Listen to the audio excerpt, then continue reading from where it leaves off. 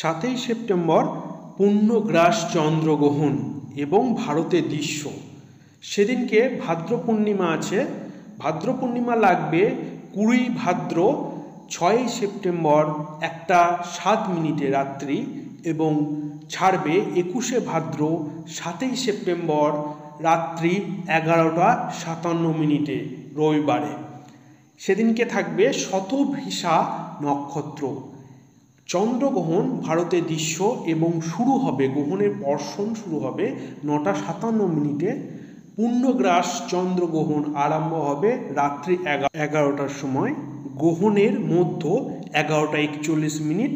গ্রহণের সমাপ্তি 12:23।